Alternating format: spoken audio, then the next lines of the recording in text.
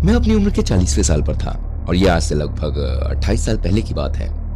एक दिन मैं अपने दोस्त से मुलाकात करने के लिए उसके अपार्टमेंट पर पहुंचा। वो अपार्टमेंट बहुत ही पुराना और जर्जर कंडीशन में था। उसके अपार्टमेंट की गैलरी के सेंटर में लिफ्ट थी। मुझे अच्छी तरह से याद नहीं, लेकिन मेरा दोस्त 7वीं या 8वीं मंजिल पर यूनिट 701 या 801 में रहता था, इसलिए अपार्टमेंट के बाहर से भी उसका जो फ्लैट था वो दिख जाया करता था। उसका फ्लैट दूर एक लेफ्ट साइड में था। और एक दिन गर्मी की बात है, मेरे दोस्त ने मुझसे कहा कि वो अकेला था और उसका कोई भी प्लान नहीं है, इसलिए हमने अपने 2 और दोस्तों को वहां पे बुला लिया और ड्रिंकिंग पार्टी की। हम चारों दोस्त शाम से शराब पी रहे थे और वहां से जाने से पहले हम सभी फर्श पर लेट गए और एक दूसरे से बातें करने लगे। रात का वक्त था, अंधेरा हो रहा था और बाहर स्ट्रीट लाइट की जो रोशनी थी वो खिड़की से आ रही थी और फ्लैट की छत उस रोशनी से चमक रही थी।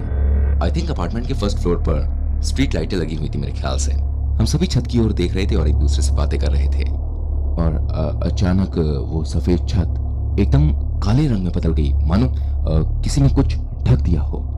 फिर हमने खिड़की के बाहर देखा तो स्टील की खिड़की के बाहर खौफनाक आवाज के साथ कुछ लटका हुआ था और जो था रोशनी उसके पीछे से आ रही थी, इसलिए हम साफ तौर से उसका चेहरा नहीं देख सकते थे। और फिर उसने एक इशारे के साथ हंसते हुए अपने दांत दिखाए और बिना आवाज किए मुस्कुराने लगा।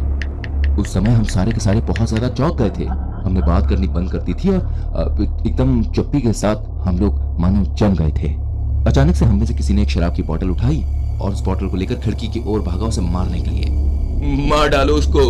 लेकिन तब तक वो डरावना आदमी गायब हो गया था। उसके कुछ मिनट बाद हम फ्लैट से बाहर निकले उसको ढूंढने के लिए, लेकिन हम उसे ढूंढ नहीं पाए। शायद वो सीढ़ियों से नीचे चला गया था। हम सिर्फ उसके कदमों की आवाज सुन सकते थे। ऐसा लग रहा था कि वो गैलरी से एंट्री करके सीढ़ियों से नीचे चला गया है।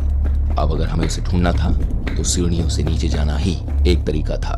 हम उसके कदमों की आवाज साफ तौर पर सुन पा रहे थे।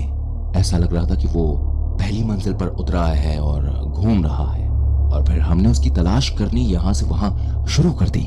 लेकिन फिर ज्यादा वक्त न गवाते हुए हम सभी डर से भरे हुए वापस फ्लैट में लौट आए अपार्टमेंट में। हमने सोचा कि जो खिड़की से बाहर लटक के हंस रहा था शायद कोई चोर या डकैत होगा। फिर जब हम वापस लौट के आए तो हम सभी चौंक गए, क्योंकि गैलरी के एंड में और हमारे दोस्त के अपार्टमेंट के फ्लैट की खिड़की के बीच की दूरी बहुत लंबी हो गई थी। और तभी हमारी नजर सामने खिड़की पर पड़ी तो हमने देखा कि खिड़की की स्टील की रॉड को पकड़कर कोई लटका हुआ था कूदने के लिए। और ऐसा कोई पागल इंसान ही कर सकता था। एक आम इंसान इस तरह से खिड़की की रॉड को पकड़कर लटक नहीं सकता था। हमने सोचा कि कहीं किसी ने खिड़की की स्टील की रॉड को काटकर अपार्टमेंट से कूदकर आत्महत्या तो नहीं कर ली। हम सब ये देखने के लिए पहली मंजिल पर गए, लेकिन वहाँ किसी की बॉडी क्या, एक सिंगल निशान भी नहीं था। उस खौफनाक अनुभव के बाद मैं अपने दोस्त के घर फिर कभी नहीं गया।